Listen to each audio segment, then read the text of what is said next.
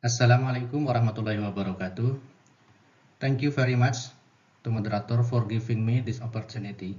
Today I would like to present my research entitled Poverty Reduction Strategy in Conservation Area, a learning from Lebong Regency, Bengkulu Province, Indonesia.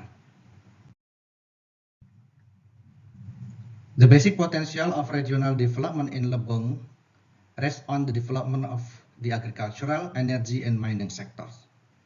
However, most of Lebong area is state forest area with cover 61.8%. There are national parks, protected forest, production forest, natural preserve, and natural park. The purple area in the map is Taman Nasional Kerinci Sebelat, and the dark green area is protected forest in Lebong Regency.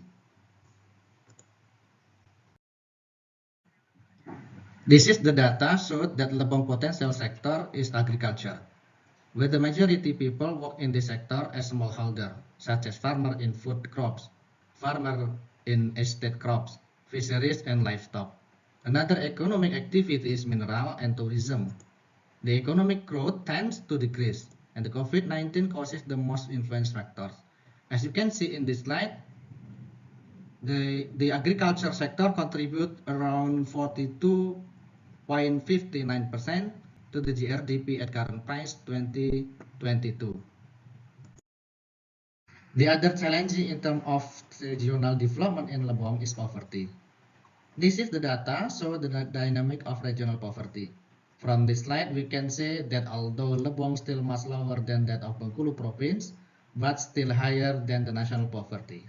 For example, in 2022, the poverty rate is 12.03%, and the extreme poverty is 1.05%. So, the issue of regional development in Lebong includes conservation issues, natural resources, and multidimensional poverty. This research aims to describe the poverty characteristic and to identify poverty reduction strategy. The study using secondary data analysis, where we analyze some planning regional documents and statistical data taken from BPS. And this is my result of this study. This is the profile of poverty by education, by working status, by economic sector, and food expenditure per capita.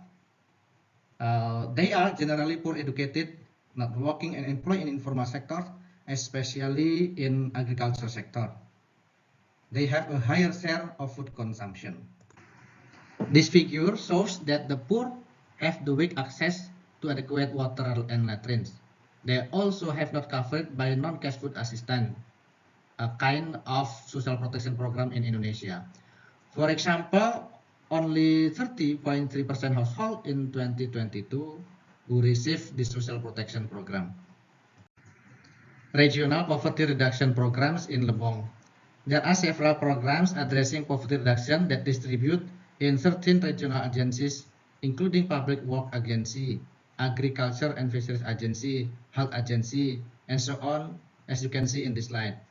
For example, the Agriculture and Fishery Agency plans some programs, such as procurement of agricultural, fishery, and plantation production facilities. And then the construction of irrigation and farming route and the agricultural extension.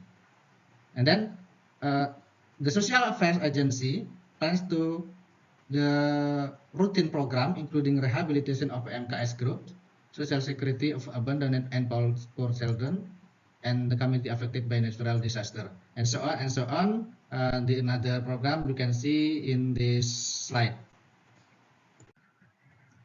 The Lebong government budgets around 61 billion rupiahs in order to execute all of these poverty alleviation programs. This budget equal to 10.41% of the total budget in all of agencies. The poverty alleviation budget is also covered by the Indonesian government spending in social protection program such as PKH, and then BPNT and PBIJKN, where the beneficiaries have to include in the data called DTKS. DTKS meaning Integrated Social Welfare Data. Additionally, Village Fund is also allocated for cash transfer program in minimizing the COVID-19 impact to the rural community. There are 4 policy directions, including improving human resources, strengthening infrastructure, implementing good governance, and accelerating poverty alleviation. With reviewing detailed program and budgeting, we infer that poverty reduction program in Lebong still routine public service characterized. However, there are already social assistance and fulfillment of basic rights.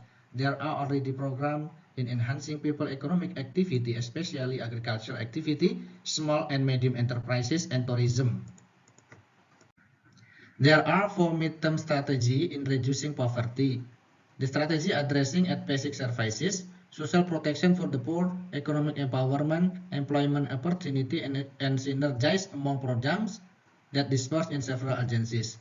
There are also 3 short-term strategies, including establishment of TKPK, Team for Acceleration of Poverty Elimination, and then re-verification extreme poverty data, and re-verification social aid beneficiaries data.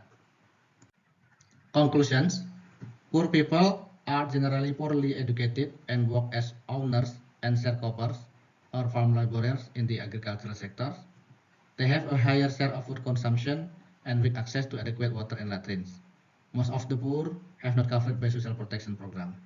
And then the conclusion is poverty reduction program have been directed at tackling multidimensional poverty, starting from aspect of consumption poverty and other dimensions such as health, education, and access to basic infrastructure.